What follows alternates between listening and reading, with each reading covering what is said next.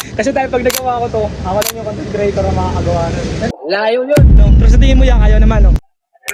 Sinong tao mag-iisip na lakarin ng Bitbit River na may 27 kilometers ang layo mula dito sa Novaliches? Tapos ang twist, kailangan ko lang maglakad ng nakapaa. Bakit ko nga ba to gagawin? Maniwala kayo sa hindi. Naisip ko tong challenge na to dahil lang sa kagustuhan ko maligo sa ilog. Kaso may malaking problema kasi halos 27 kilometers ang layo dito sa Novaliches. So sabi ng Google, mula dito sa Novaliches, Quezon City, maglalakad ako hanggang sa makarating ako ng San Jose del Monte. San Jose del Monte hanggang sa makarating ako dito sa Bitbit River na may 27 kilometers ang layo mula Novaliches. So grabe guys, hindi ko akalain na aabot ako sa ganito. Grabe nakakaya. Pang 50 lang ya. Gago! So, sana kakayanin ko to at hindi ako mapauwi ng paso-paso yung paa. Okay, umpisa na natin ang paglalakad. Time lapse! Grabe guys, kakaumpisa pa lang natin pero sobrang init sa paa. At sa video na to guys, meron ako dito step goal. So ulaan nyo lang yung magagawa kong hakbang hanggang sa makarating ako sa Bitbit River. So ang tama mga kahula, may 500 Gcash. So mamimili na lang ako mamaya sa comment section.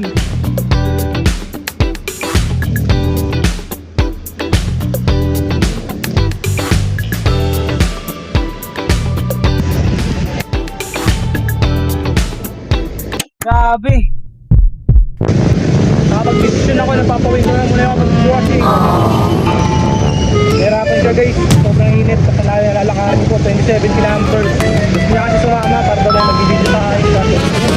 Ngayon ako na lang mag-isa at kagabi sa sobrang excitement ko, hindi na ako nakatulog at inabot pa ako ng madaling araw kakaisip kung kakayanin ko ba talaga makarating doon na nakapalang. So yun, nasa kamarin na tayo. Kuya, may tanong ako. Ha? Bitbit River ko, lalakarin ko lang. Nakapa. Wala ka yun. Oo nga po eh. Ano niya ang challenge? Layo yun. Sa paglalakad natin, marami rin tayong napagtanungan sa daan at halos lahat sila hindi talaga makapaniwala na gagawin ko to. Sana nakapaalang.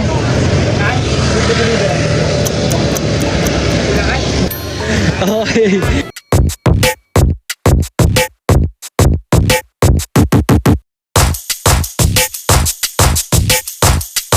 So, hindi ko na alam kung nasaan ako ngayon. Basta sinusundan ko lang yung Google Map.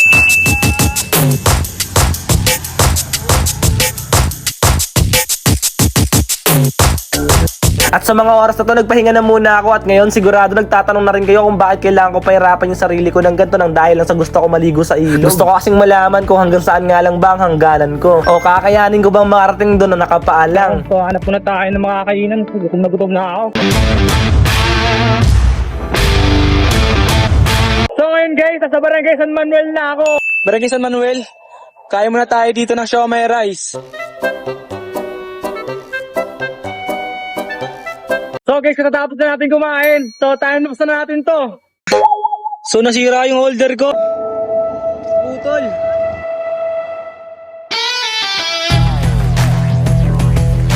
So ngayon guys, nasa SM San Jose del Monte na ako ngayon. Pagdating ko ng SM San Jose del Monte, dito ko na rin nakita ng personal kung gaano kahaba tong SM na to at dito na rin ako inabutan ng ulan. Yung holder ko sumuko na. Tapos yung nagbablog, hindi pa. So pagtila ng ulan mga pre, pinagpatuloy ko na yung paglalakad ko kaya time-lapse to dahil inabot tayo ng 2 araw sa paglalakad. Kaya napakan ko yung puti guys. Ari. Kasi pag umapa ako sa block, talagang napakasakit. Yung daanan na yan mga pre, di ko na kaya yung daanan. Kanina nadadaanan ko pa yan. Parang pinodyo yung sarili ko.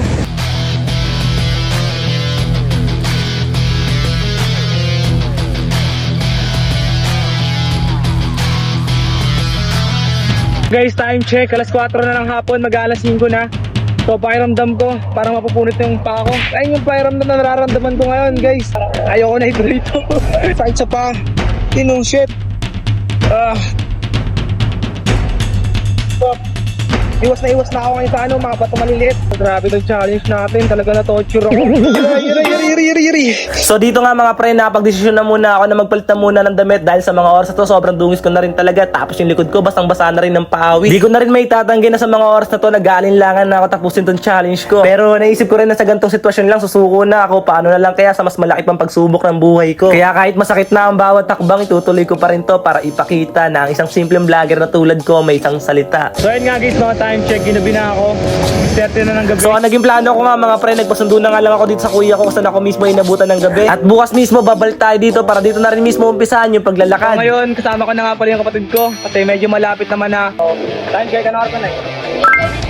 Ngayong day ito ng paglalakad natin, akala ko talaga mas magiging madali na yung paglalakad natin kaysa kahapon. Dahil akala ko ngayong pangalawang araw, mas magiging sanay na yung mga pako sa matatapakan ko na maliliit na bato at sa mainit na espalto. Pero ngayon, pakiramdam ko ayaw na ako sundin ng mga pako. So yun nga guys, so kanina may napulot akong bote habang naglalakad tayo. So dito naalala ko Sa pagbaybay ko sa mahabang kalsada na to, marami talaga ako nakikita mga plastic bottle sa daan na nakakalat. Kaya naisip ko kung paano kung ito yung magdidikta ng sosotin ko ngayong araw. So yung magdidikta ng susuotin ko ngayong araw. Maghanap tayo ng tao. Bali, ang plano kapag meron kami nakasalubong sa paglalakad, hihingi ako sa kanya ng favor kung pwede niya i-flip yung bottle. Ngayon, para seryosohin niya, hindi natin sabihin kung ano yung mangyayari pag tumayo o natumba.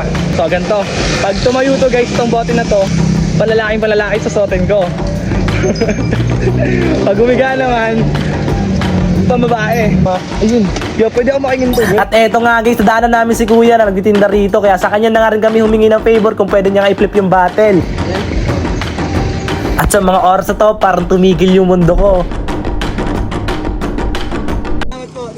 After ng bottle flip, bumili naman kami ng mga damit sa ukay-ukay. At eto na yung mga sumunod na nangyari. At ngayong pambabae na nga tong suot-suot ko na damit, mas tumindi yung pressure at hiya sa mga taong nakakasalubong ko. Tapos ang goal ko, kailangan ko makarating ng Bitbit River na suot-suot tong dress. Pero bago yun, kumain na muna kami dahil sobrang gutom na talaga. So tapos na kaming kumain, time lapse na natin to.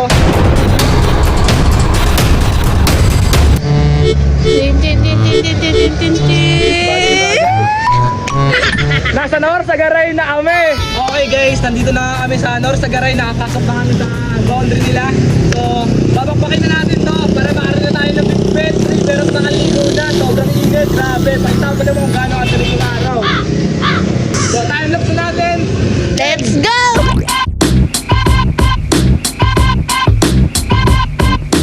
So grabe guys, hindi ko akalain na aabot ako sa ganito. Natalo sa battle flip. So ito ngayon, nakasuot ako ng pamabaeng damit, nakakaya. Hindi ko na sila kayang tingnan. Hello po. 150 lang ya. Gago! Rexona, baka naman. Bayanan pa bango mo, putok. Kung si Beatmaster, naglakad ng halos 43 kilometers na gamit ang sobrang laking tsinelas. Ako naman, naglakad ng 27 kilometers nang nakapaalang. So guys, doon, banda sa unahan. Sa likuran. Muntik na ako puli ng aso. Gago yung aso na yun ah. So ngayon mga kaibigan, nakasing na ako ng Golden Heaven. Yung picture mo lang. Grabe, hindi ko na kaya maglakad ng straight. Ayun. So ang dami. Ito pa. So, puro paltos na yung pako. Dito ka dumaan! Dito! Wow. Gago ka ba? Puro paltos na yung pako. Pagdating namin mga pre sa Barangay San Mateo, halos di ko na rin talaga kayanin. Kaya dito na ako napag-desisyon na bumili na lang muna ng medyas para matapos ko lang talaga yung 27 kilometers dahil halos di na rin talaga kayanin ng mga pako. Sa mga oras na to, yung mga pako, pakiramdam ko hinihiwa na nga to ng blade at mga pako na tumutusok dito. So ngayon guys, nandito na kami sa Tawanan Ipo Dam sa view deck. Grabe, napakaganda. So sabi ng Google, 40 minutes para kami maglalakad. Ito ang challenge na ginawa ako na hindi ko makakalimutan sa buong buhay ko. Ha, sa mga oras na to, wala na to. Kung sa una talaga ako, iniisip ko na lang yung bit-bit. Kaya na lang ang pinapag-asa ko ngayon. Pero ang tutusin, wala na. Tuko na ako. Kung hindi ako bumili ng medyas, wala na guys. Baka hindi ko kinaya. Oops natin, time lapse.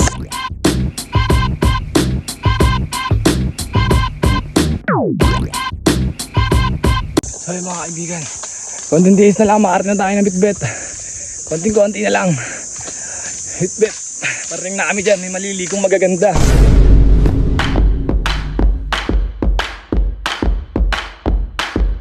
So ayun nga mga kaibigan, nandito tayo sa Bitbit. So time check na, ano oras na? 2:07. So 12, so alas 2 ng hapon, nakarating tayo dito sa Bitbit. So bago ang lahat, bigyan muna natin to ng montage.